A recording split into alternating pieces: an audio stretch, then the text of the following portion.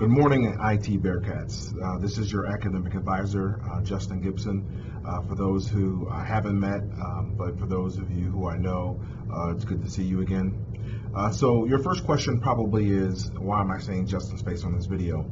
And the reason is very simple. In an effort to communicate with you all and sending out emails, and I find that students will email me back or call me or come in and say they didn't get an email, or the email came across and the language was a little bit scrambled, as it happened before, or quite honestly, they just didn't read the email. And so in an effort to fix that, I decided to create an IT advising vlog. Obviously, a vlog is a video blog, and I hope that sometimes maybe even sending a video of me talking will help get the information across a little bit better, as opposed to sending you an email with a long list of text, quite honestly, that many people may not even want to read the whole thing. So that's the reason why I'm creating this vlog.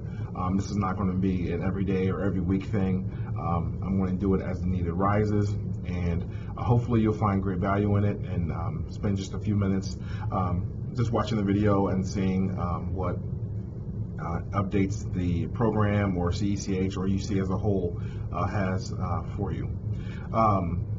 One thing I'm going to be doing with the vlogs as well, it's not always just going to be me talking about the IT program. Some days I may have in the office Chris Cooper, who is the new IT co-op advisor, come in and answer some questions for you, some commonly asked questions, or maybe even have Dr. Hazan Saeed, who is the IT director, the department head for the IT program, as well as other guests, maybe some student activities and leadership development.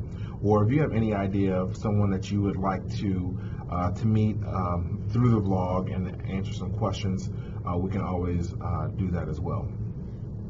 So the first thing I want to talk about today, and I'm not going to keep you very long, is the appointments, the advising appointments as we prepare for the spring semester. I get a lot of emails from students wanting to set up appointments by emails, and I get a lot of phone calls from students, which is fine. But the best way to schedule an appointment to get the time that works best for your schedule is to give us a call in the Student Services Center. That number is 513-556-2336. And so when you call the Student Services Center, understand that someone's going to pick up and ask you who you want to see. Obviously, you will say Justin, and you'll give him your UC ID number, your phone number, and the reason for your visit.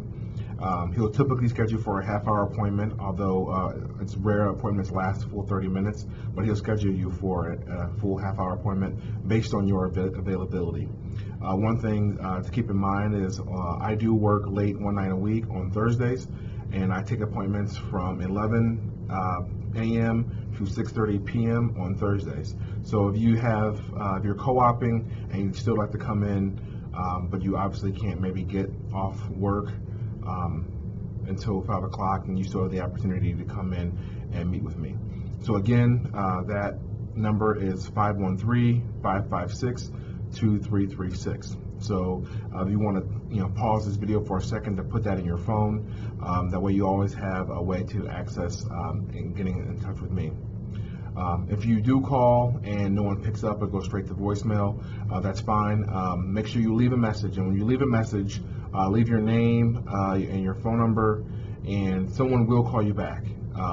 I know a lot of times you just like to try back, or maybe even try to contact me again directly saying that you called and it was busy. But if you call and you get a voicemail, make sure you leave a voicemail, because someone will call you back 100% of the time. For those students, also in regards to making appointments and preparing for the next term, CECH, we take a great pride in how we advise, and we want to make sure that we have a touch point with all of our students sometime throughout each particular term. And so even though you may know what you have to do, we'd like to still see you come in. Again, your appointments may be short, but I'd like to sit down and still talk with you, give you any updates if there are any, and just to check on your educational and social and emotional well-being. So if you are on campus, I like to see you in person, and you can again give us give that number a call, or you can just stop in. We're in 361 Dyer. We're no longer in Edwards 1. We're in 361 Dyer. You can also stop in and make an appointment. Now, if you're on co-op, and again, as I mentioned, I understand that you're not going to be able to necessarily leave work to come for an advising appointment, which is fine. I get that.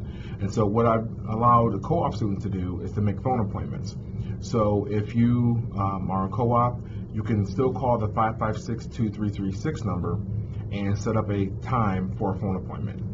And as well, I've also created a Skype account for myself, so that for those of you who are on co-op, or whether it's here in Cincinnati or somewhere in the country or even internationally, we can still have the opportunity to Skype and have that connectiveness that way. So my Skype username is jgibson_CECH. Again, that's jgibson_CECH. So when you still have to call and make an appointment, or if you're Skyping, send me an email as far as what time you want to Skype, and then we can set that up as well.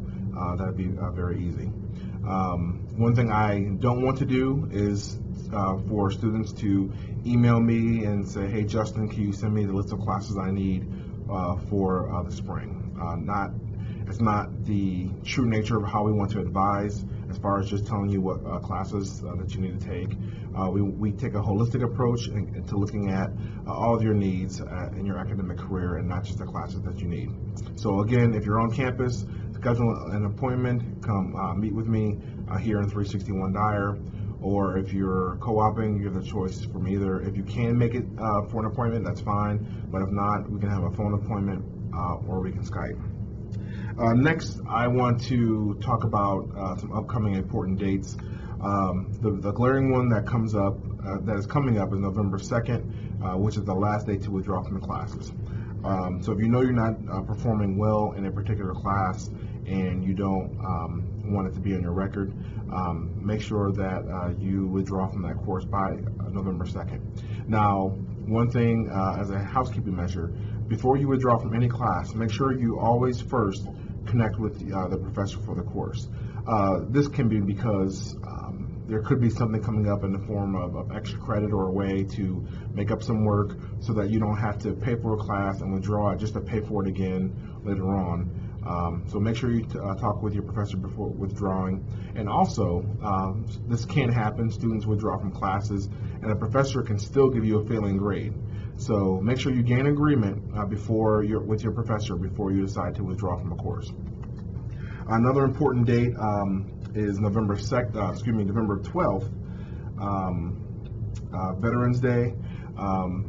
The university is closed that day, and which obviously means I won't be taking appointments as I'll be off. Make sure you use that day for what it's intended for, and to show a veteran your appreciation for their service, whether it's a family member or a friend. And so just a reminder, we're going to be closed on that day. Also on Thanksgiving weekend, we'll be closed November 22nd through the 25th. So the university is going to be open on that Wednesday. So don't think that classes are not going to be in session, because classes will be. If you're traveling home and you have a 10 o'clock class, make sure that you know that class will still be in session on that Wednesday. I will be here on that Wednesday. The university itself will probably be a ghost town, so that will be a good day for advising, even though that's going to be way past the priority registration date. And not only are we closed that Thursday for Thanksgiving, but we're also closed that Friday. So obviously we won't be taking appointments or taking phone calls, as I'm sure my wife is going to drag me out shopping on Black Friday. The last day of classes is December 9th, and exam period is from December 10th through the 15th. Now, some of your professors may actually have their finals during the actual last week of the term, which is fine. That's very common. Just understand that the last official day of classes is December 9th. Semester officially ends on December 15th, and the final grades from your professor to the registrar's office is due on December 19th. So if it's before December 19th and your grades haven't come in yet, just know that they're not required to be in until 5 o'clock on December 19th. Just another piece of information which I'm sure you know about. The university has officially a new president, a new permanent president. Dr. Santaono was approved by the Board of Trustees yesterday, so I'm sure sometime in your travels you're going to see him walking through campus, so be sure to stop him and say hi, introduce yourself, and congratulate him on being our next president. You'll find him to be a very personable guy. He's extremely popular amongst the faculty, staff, and students, and someone who really cares about your Bearcat experience here on campus. So if you see him around, just be sure to introduce yourself.